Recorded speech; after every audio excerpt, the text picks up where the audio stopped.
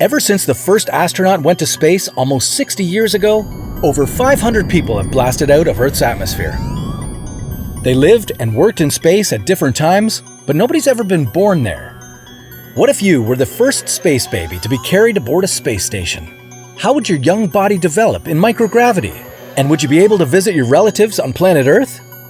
This is What If, and here's what would happen if you were born on a space station. So what's so different about being born in space anyway? No gravity? Well, in fact, gravity on the International Space Station is about 90% as strong as it is on the surface of the Earth. So why do we see astronauts floating around inside it?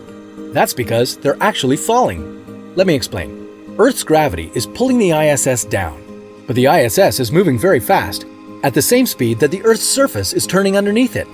The space station is constantly falling to Earth, but will never hit it.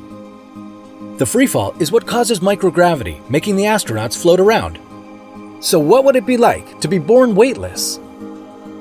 Before we get to the birth part, let us just say nobody's ever had sexual intercourse on a space station, let alone made a baby.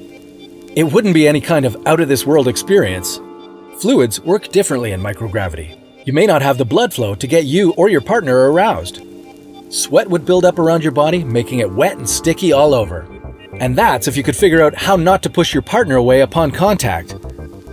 Conceiving a child would be a whole other problem. In addition to a low-gravity environment, there's also so much radiation in space that it can affect a man's sperm count, possibly even cause infertility.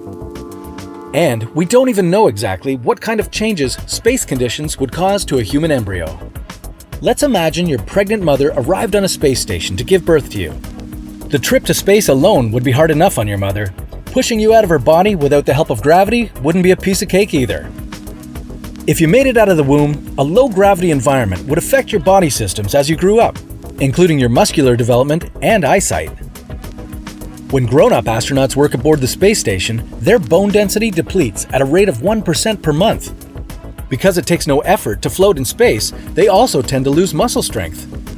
Now, since there's no way to force a baby to run on a treadmill to keep its muscles forming, as you grew on the space station, your skeleton might become deformed. Your heart would be weak, as it's never had to work against Earth's gravity. Then there's space radiation.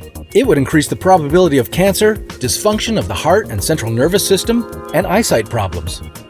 If, after surviving all that, you made the trip to Earth, you wouldn't be able to walk or balance properly.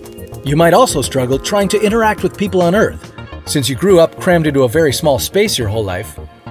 Until somebody invents a gravity polarizer to generate artificial gravity fields on a space station, we probably shouldn't think about having babies in space.